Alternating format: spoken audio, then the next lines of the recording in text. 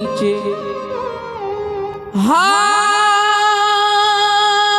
चले सो साधु है, लागी चले सो नीच। कभी के भाव लागल एक दिन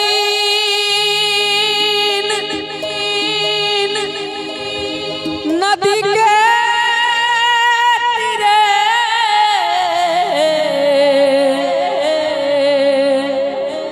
जात रहने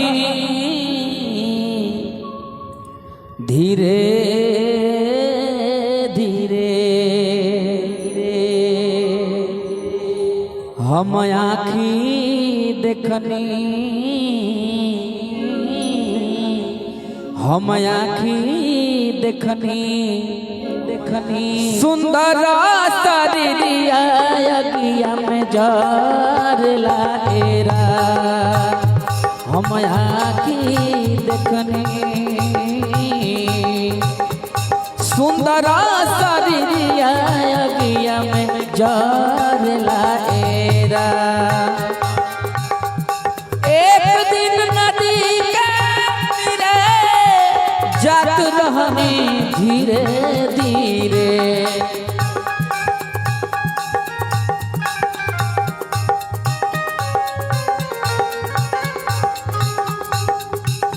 हम आँखी देखनी सुंदर शरीरिया अगिया में जार लाएरा। हम आँखी देखनी सुंदर शरीरिया अगिया में जार लाएरा।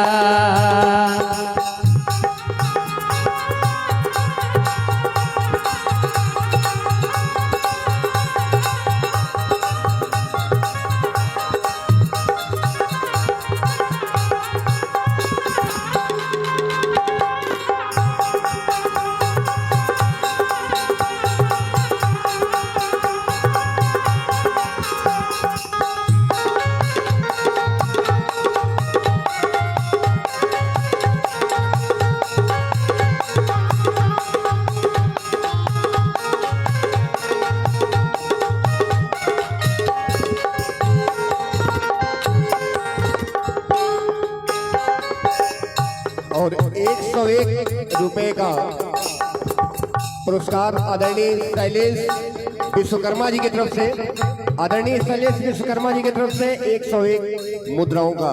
और ये दूसरा आशीर्वाद ग्राम प्रधान नून खा आपकी ओर से 500 रुपए का आशीर्वाद आया है। आपको बहुत बहुत साधुवाद, बहुत बहुत धन्यवाद। कलाकार को पुरस्कृत करने के लिए बहुत बहुत धन्यवाद। और कवि के भाव लगल हाथवा में ले भी मना घाट ले चले जाना।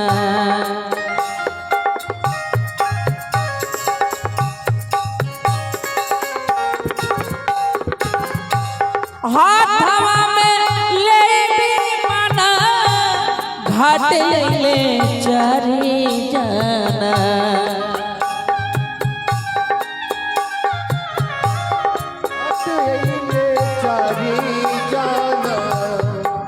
ओकरे बाद मुहवा पर यगिया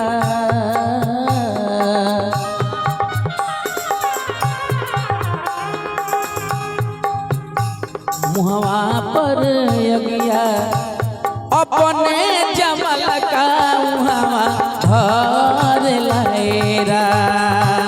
मुहवा पर यगिया अपने जमल का मुहवा धर लाएरा।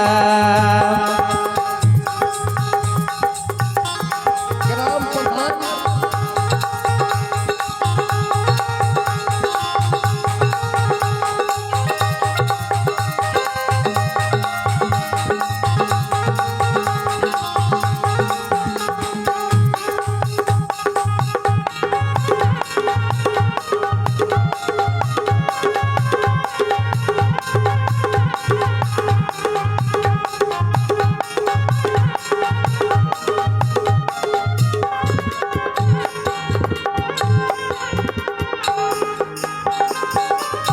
और आदरणीय ग्राम प्रधान आदरणीय संजय सिंह उर्फ पप्पू भैया जी की तरफ से 251 मुद्राओं का आशीर्वाद।